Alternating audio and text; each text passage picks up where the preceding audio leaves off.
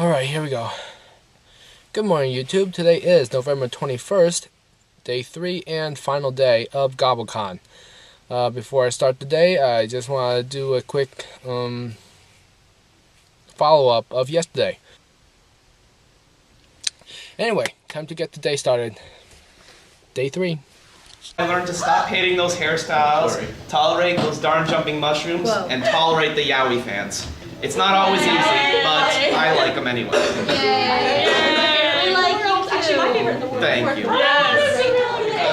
As you know, my plans are all about improvising. Even when you think I'm losing, I'm really winning. I've died like Story of my life. I've died 3 or 4 times and I'm still ticking. That's so, just like my son. yeah. That's why I wish Zigbar was here. We could do some kind of skits. My father.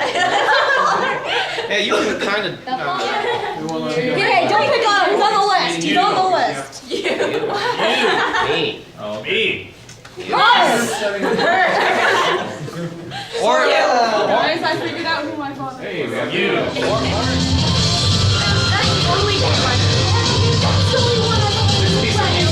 I don't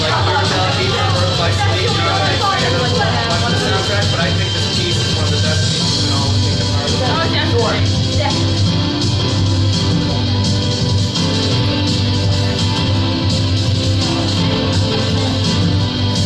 I much prefer the Final Mix 2 cover. I don't know why they have to listen in this country. So what we have here is just a good opportunity for some fun.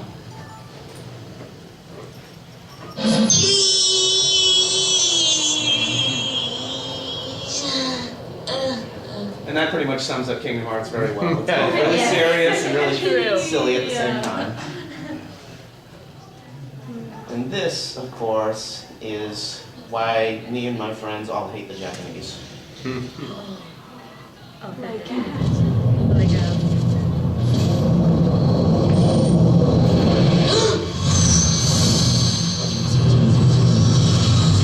was well before YouTube, and I had to read about it, and I'm like, FAQ goes like, this is the enigmatic man. I'm like, who is this guy? And by the time Kingdom Hearts 2 runs around, comes around. Who are you? It's pretty clear who he is just from looking at his powers. Is there anyone who doesn't know who this is? Yay me! Yay me! Like Ansem is the villain in the first game. Now he said that's a familiar sound. And because he's, this is me, Zemnis, definitely connected with Ansem. Saying that he looks like familiar is definitely key. And now he's referring What's that supposed to mean? Do you know who he's referring to when he says you look like him? Jen, help out. Why is that? Why does he look like him?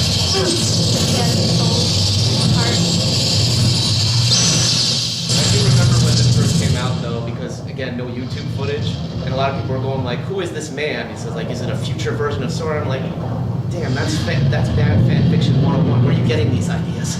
And they just came up with whatever they want. That's why YouTube is probably one of the greatest inventions there is.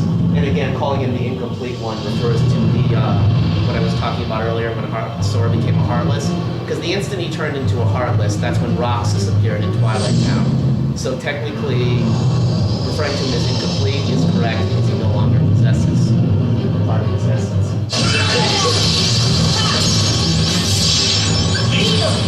I also like to use this battle as an example of how the creator of Kingdom Hearts does not always have the storyline in his head all along like he once claimed. His name's Tetsuya, and what we know is that he likes crazy hairstyles, but the way that this originally worked is they even said in the FAQs like, Zemnis came here to test Sora's power. Then they changed it again around 2004-2005, saying he wanted to gain control of the Keyblade Master. And then they changed it again around 2007 when they announced 358 for about 2 days. Because if you play Chain of Memories, there's a replica of Riku in the game. And does everybody know how he is created? Jen? Vexen walks through Riku. thus gaining his memories. What are you? Just like Xemnas did to Sora here. So what you have in 358 is a clone of Sora by the name of Xion. So despite what the creator says, I definitely believe that's the reason he came to fight in here. He wanted to take his DNA and use it to create Xion later.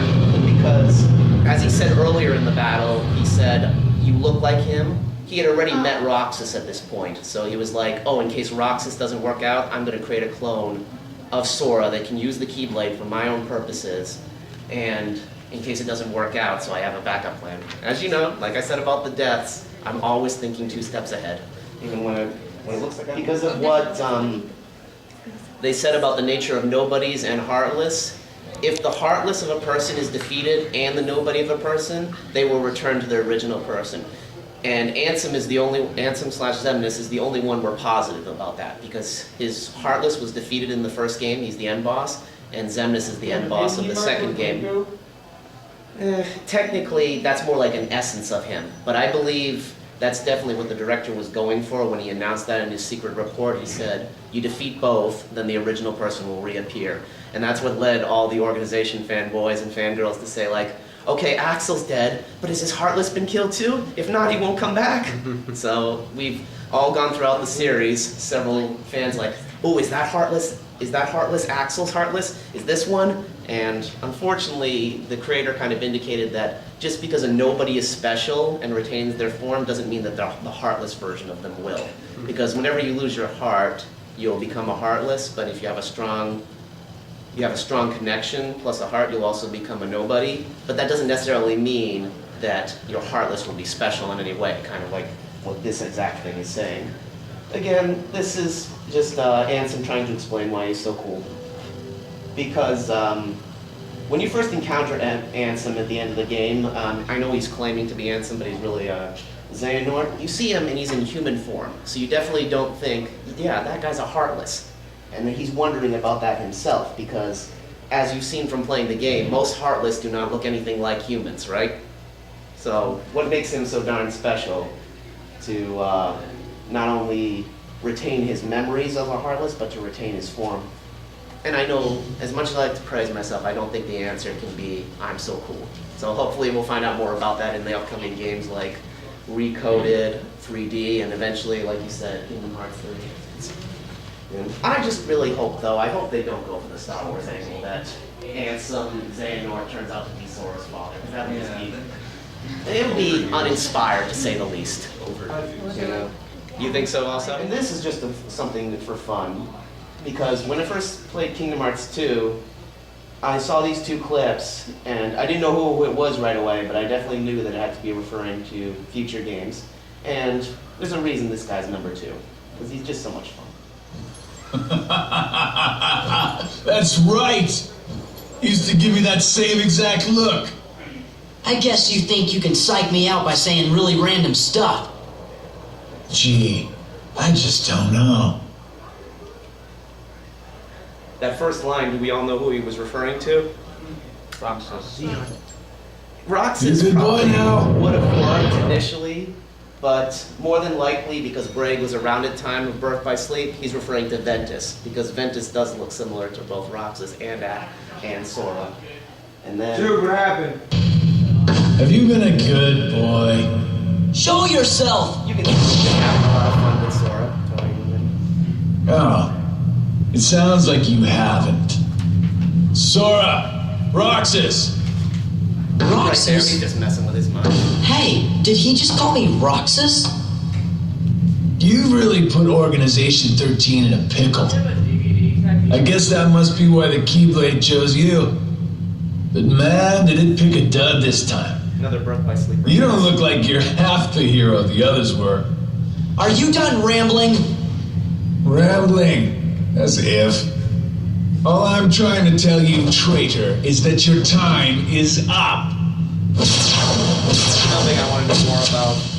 As Birth by Sleep Here he comes! shows, Brague was probably in on a good amount of the plan that Master Xehanort was having. So what exactly did he do to become so lazy that he came to rely on Syax / Issa to be his real number 2? Because Syax, the guy with the blue hair and kind of turns into a werewolf during the moon, he's only number 8, so I'd really like to know more about that. That's why, again, unfortunately, with Kingdom Hearts 3, I think we need more games in between it to explain it. Because He's number 7, Axel's number 8.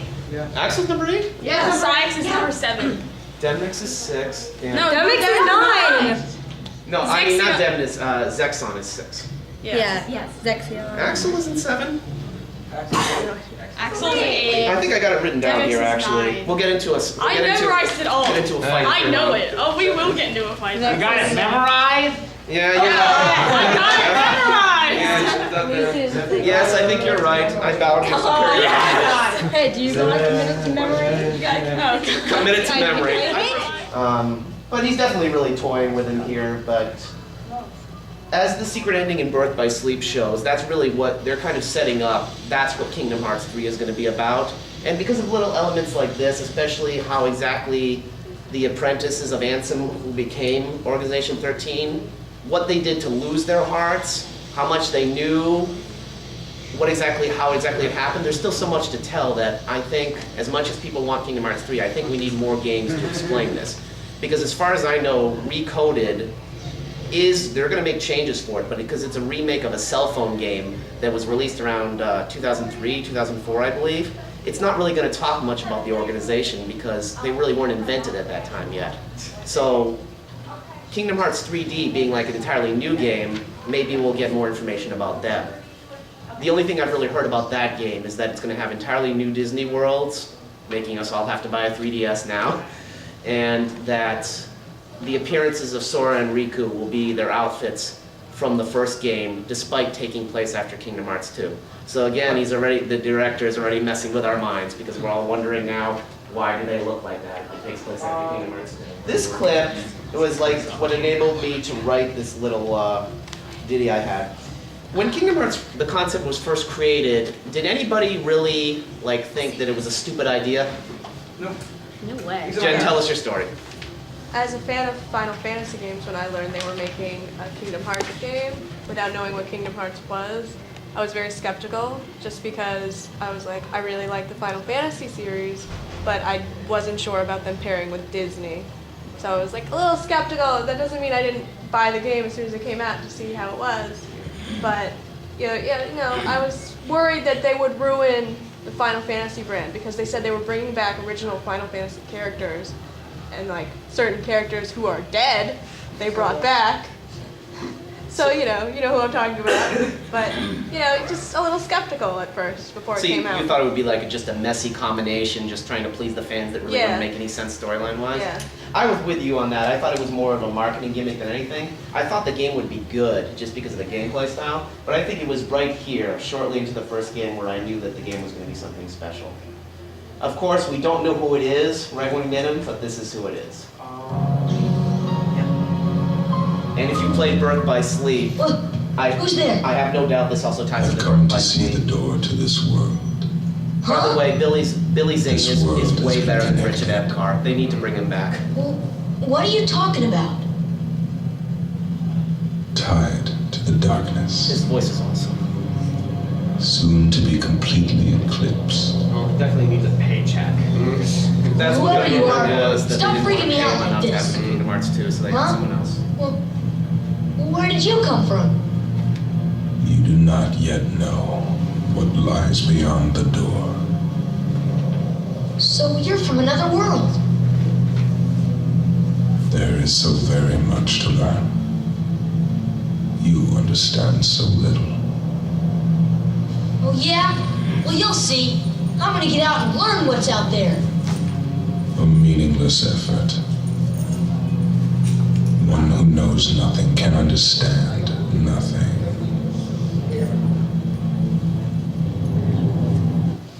So yeah, I think it was right there that, more than anything, it proved that the concept was solid and that we didn't really necessarily have anything to worry about because it was Squaresoft making the game, not Disney. Because if Disney had made the game, it probably would have been a disaster. I'm talking about Land Before Time Racing, if you've ever heard of that game.